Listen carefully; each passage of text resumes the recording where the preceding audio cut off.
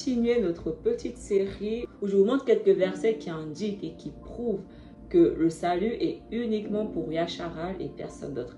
Et là, on va voir dans le livre de Yakanan, connu sous le nom hellénisé de Jean. Yakanan 1. Au commencement était le fils d'Aloua. Le fils d'Aloua était à la fois avec Aloua. Et le fils d'Aloua était Aloua. Celui-ci était au commencement avec Aloua. Toutes choses ont été faites par lui. Et sans lui, rien n'a été fait de ce qui a été fait. Car il est la vie. Cette vie est la lampe des hommes.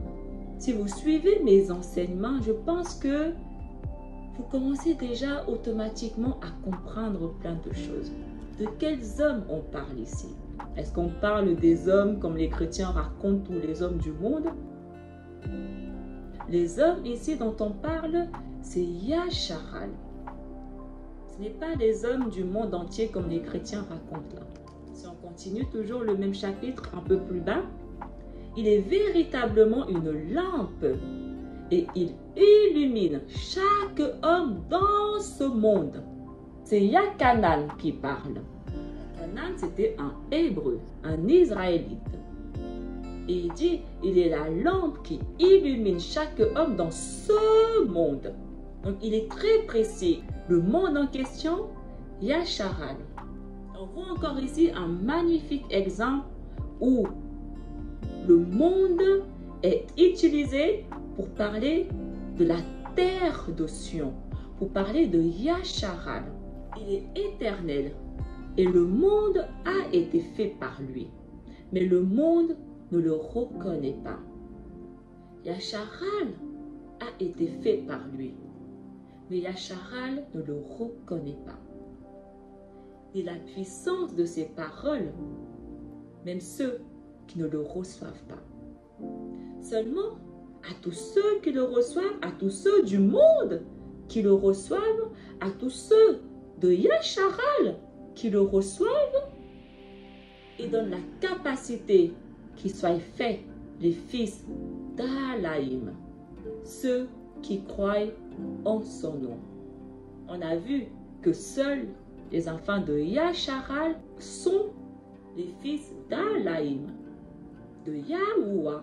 Pendant très longtemps, on a cru et écouté le mensonge des chrétiens par rapport à ce chapitre de Yakanan 1, où il raconte que ça parle de tout le monde.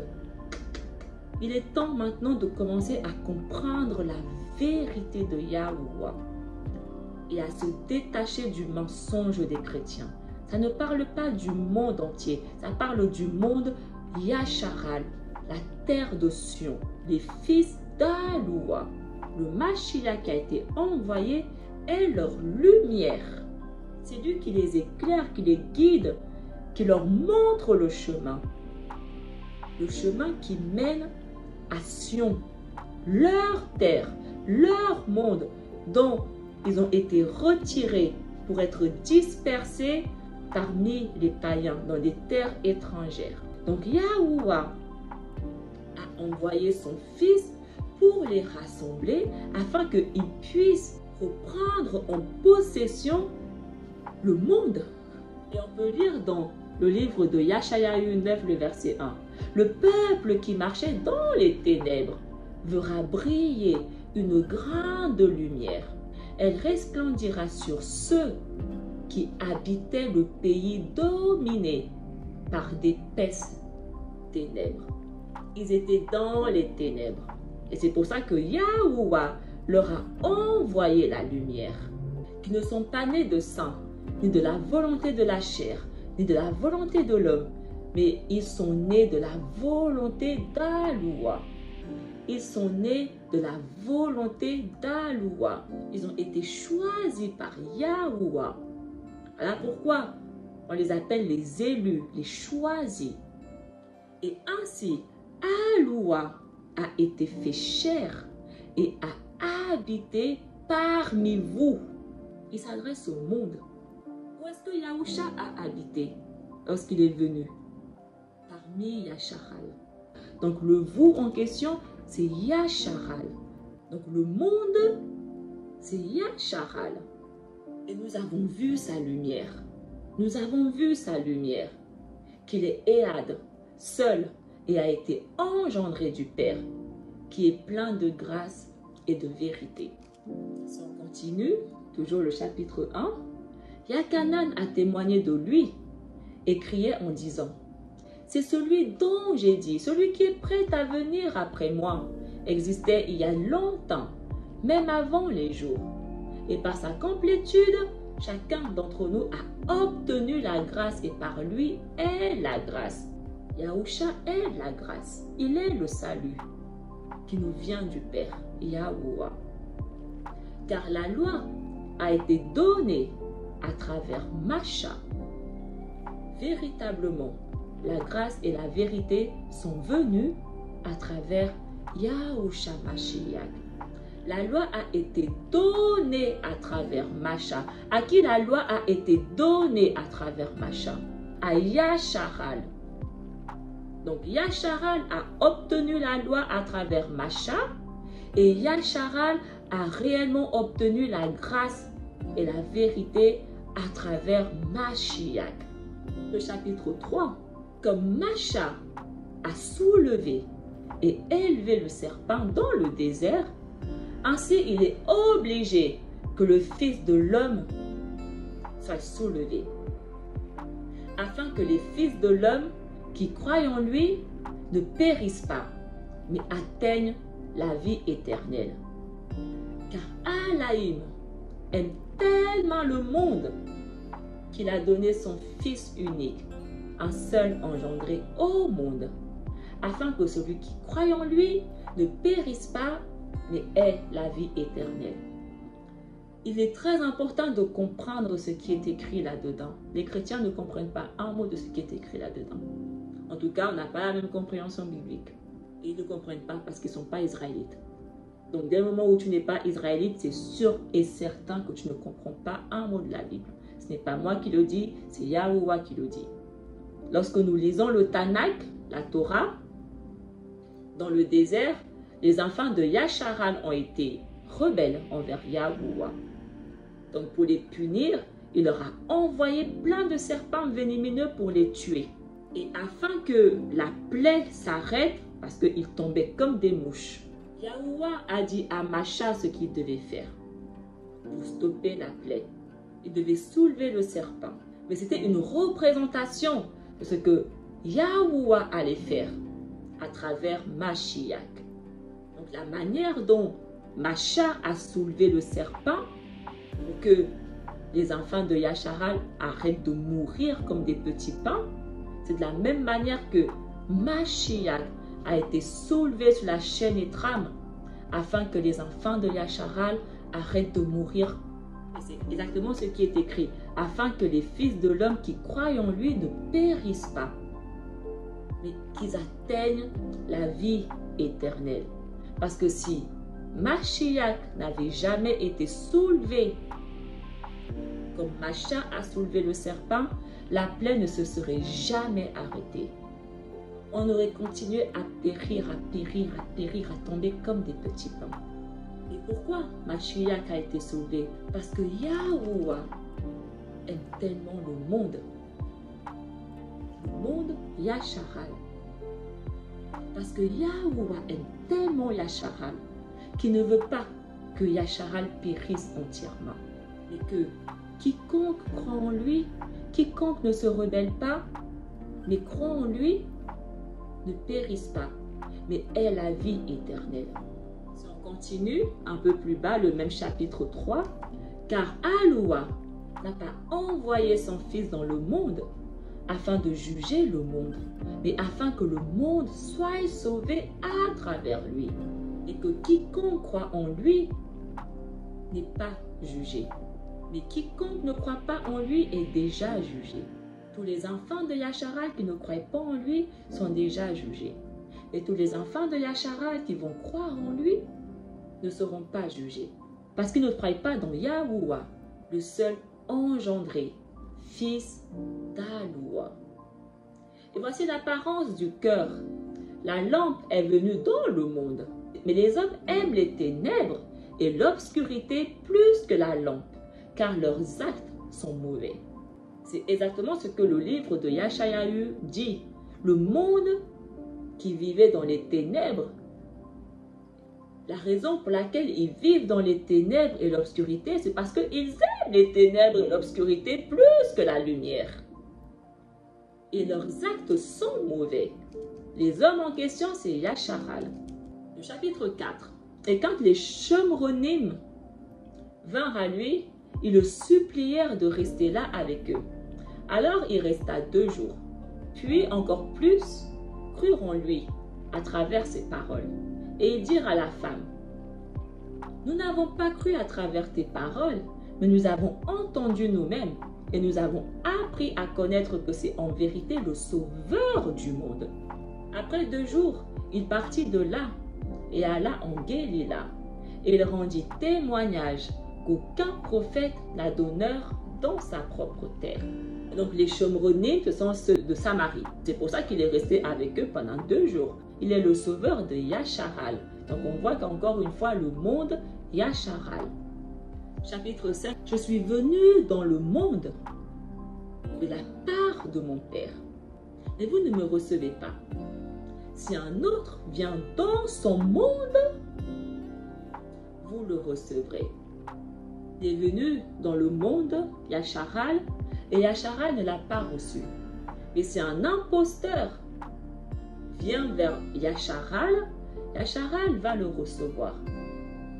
Ils sont dans le christianisme. Les enfants de Yasharal ont reçu un autre qui est venu dans le monde. Ils n'ont pas reçu la vérité, mais ils ont reçu le mensonge. Parce que la Bible dit que les hommes aiment l'obscurité et les ténèbres. Parce que leurs actes sont mauvais. Donc dans le christianisme, ils sont parfaits, ils sont servis. Chapitre 6, verset 14. Puis ces hommes, quand ils eurent vu le signe qu'il avait fait, dirent, « C'est en vérité le prophète qui est venu dans le monde. » Yahusha est un prophète, il est venu en qualité de prophète. Parce que tous les serviteurs de Yahuwah, qui sont humains, sont des prophètes. Et vu qu'il était humain, il était prophète. D'accord? Et c'est exactement ce que le Père dit à Macha dans Deutéronome 18, le verset 18. « Je leur susciterai du milieu de leurs frères un prophète comme toi. Je mettrai mes paroles dans sa bouche et il leur dira tout ce que je lui commanderai. Je susciterai aux enfants de Yasharal un prophète comme toi. » Et c'est exactement ce qu'il est écrit ici. C'est en vérité le prophète qui est venu dans le monde. C'est en vérité le prophète que Yahuwah a suscité au monde, aux enfants de Yasharal, comme il a dit. Donc le monde en question, Yasharal. Alors Yahusha leur dit, « Vérité, je vous dis, Macha ne vous a pas donné le pain du ciel, mais mon Père vous donne le véritable pain des cieux et donne la vie au monde. » Il parle à Yasharal. Yasharal, je vous dis en vérité, Macha ne vous a pas donné le pain du ciel. Mais mon Père, là, en ce moment, il est en train de vous donner le véritable pain des cieux. Mon Père, en ce moment, est en train de vous donner la vie. Encore une fois, le monde, Yasharal. La Canaan 7, le verset 35. Sur quoi ses auditeurs se demandèrent entre eux, où va-t-il aller pour que nous ne le trouvions pas? Aurait-il l'intention de se rendre chez les Juifs, dispersés parmi les non-Juifs? Voudrait-il peut-être même apporter son enseignement aux non-Juifs? Mais si on lit la version Louis II, il est écrit, « Sur quoi les Juifs dirent entre eux, où ira-t-il que nous ne le trouvions pas? Ira-t-il parmi ceux qui sont dispersés chez les Grecs?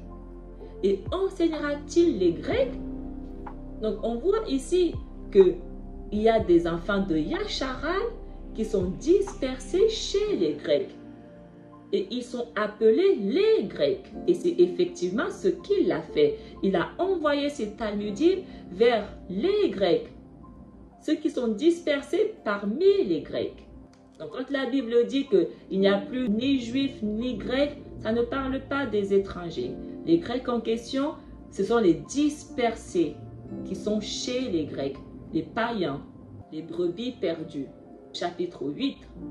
Quiconque est d'Aloua obéit à la parole d'Aloua. Et c'est pourquoi vous ne lui obéissez pas, parce que vous n'êtes pas d'Aloua. Quiconque est du Créateur et du Père Yahuwah obéit à sa parole. La raison pour laquelle les chrétiens n'obéissent pas à la parole, donc aux lois, et sont toujours des pécheurs, parce qu'ils ne sont pas de Yahuwah. C'est aussi simple que ça. À un moment donné, il est temps que on se wake up, d'accord? Ils ne sont pas du Créateur, ils ne servent pas le Créateur. Chapitre 9, le verset 1 à 5. Alors que Yahusha marchait, il vit un homme aveugle depuis le jour de sa naissance. Puis ses Talmudim lui demandèrent, « Rabbi, qui est celui qui a péché? Cet homme ou son père ou sa mère, pour que cet homme soit né aveugle? » Yahusha répondit, « Ni cet homme n'a péché, ni son père, ni sa mère, qui soit né aveugle. Mais cela lui est arrivé afin que l'œuvre d'Alaïm soit révélée à travers lui. Il est nécessaire pour moi de faire des œuvres pendant qu'il fait jour, car viendra la nuit où personne ne pourra travailler. Tant que je suis dans le monde, il y a de la lumière dans le monde. Tant que je suis dans le monde, il y a de la vie dans le monde. » C'est pour ça qu'il dit à ces Talmudim, vous êtes la lumière du monde. Parce que les Talmudim continuent le chemin de Yahusha. Donc, Yahusha qui est la lumière du monde, ces Talmudim sont également la lumière du monde. Tant que Yahusha est dans le monde, il y a de la vie dans le monde. Donc, tant qu'il y a les Talmudim dans le monde, il y a de la vie dans le monde. Tant qu'il y a les 144 000 encore dans le monde, il y a de la vie et de l'espoir toujours dans le monde. Des personnes peuvent être encore sauvées. Donc vous qui m'écoutez, vous pouvez encore être sauvés. Vous pouvez encore faire partie des 144 000. Alors saisissez l'occasion tant qu'il y a encore de la lumière dans le monde. Plus bas, le verset 16, toujours du chapitre 9. Par conséquent, certains des Pérouchim disaient, « Cet homme n'est pas d'Aloua, car il ne garde pas le Shabbat. » Mais d'autres disaient, « Comment un homme pécheur est-il capable de faire ces signes ?» Alors il y eut une grande division parmi eux. Donc il y en a qui disent que les personnes qui ne gardent pas le Shabbat ne sont pas de Yahuwah. C'est vrai, parce que le Shabbat est un signe qui indique que nous sommes le peuple de Yahuwah. C'est pour ça que les chrétiens ne gardent pas le Shabbat, parce qu'ils ne sont pas de Yahuwah. Ils ne savent même pas c'est quand le Shabbat. D'autres disent c'est dimanche, d'autres disent c'est samedi. Bref. Le chapitre 11, le verset 50 à 52. Ne pensez-vous pas qu'il est nécessaire pour nous qu'un seul homme meure pour que toute la nation n'ait pas à mourir? Maintenant, il ne disait pas cela de lui-même, mais parce qu'il était chef cette année-là. Il prophétisa que Yahusha Mashiach devait mourir pour la nation. Et pas seulement pour la nation, mais pour rassembler les fils dispersés d'Alaïm. Yahusha devait mourir pour le monde, pour la nation, pour Yasharal. Mais pas seulement pour Yasharal, mais également pour rassembler les dispersés. C'est pour ça qu'il disait à ces Talmudim, il y en a qui viendront de l'Orient, du Nord, du Midi, de l'Occident, parce qu'il est venu les rassembler. Il est venu rassembler les dispersés, les brebis perdues, les dispersés chez les Grecs, les dispersés chez les nations païennes, les brebis perdues de Yahuwah, Yasharal. Chapitre 21, le verset 15 à 17. Puis, alors qu'il mangeait, Yahusha dit à Shimon Kapha, « Shimon de Yakanan, m'aimes-tu plus que cela ?» Puis il répondit, « Adon, oui, tu sais que je t'aime. » Alors Yahusha leur dit, « Gardez mes agneaux. » Puis Yahusha lui demanda à nouveau, « Shimon Kapha, fils de Yakanan, m'aimes-tu » Alors Shimon répondit, oui, Adon, tu sais que je t'aime. Puis Yahusha lui dit, garde et nourris mes agneaux. Il lui demanda une troisième fois, Shimon de Yakanan, m'aimes-tu? Maintenant, Képha était anxieux, car il lui avait demandé 3 fois s'il aimait. Il lui répondit, Adon, sachant toutes choses, tu sais que je t'aime. Alors Yahusha lui dit, nourris mon troupeau. Yahusha, il demande à ses Talmudim de garder et de nourrir son troupeau. Qui est son troupeau? Les brebis que le Père lui a confiées. Les brebis que le Père lui a demandé de rassembler, de garder en son nom. C'est exactement ce que Yahusha ici, il dit à ses Talmudim. Gardez mon troupeau, nourrissez mon troupeau, protégez mes brebis. Le troupeau, Yasharal. Pourquoi le Mashiach dit ça à ses Talmudim? S'il est venu sauver qui veut, pourquoi il est aussi précis dans la mission qu'il demande à ses Talmudim? De nourrir et de garder le troupeau, de nourrir et de garder les brebis, les enfants de Yasharal. S'il est venu sauver qui veut pas, tout le monde. Pourquoi? Parce qu'il n'est pas venu sauver tout le monde comme les chrétiens racontent. Mais il est venu sauver le troupeau de Yahuwah, les brebis de Yahuwah, Yasharal, et personne d'autre.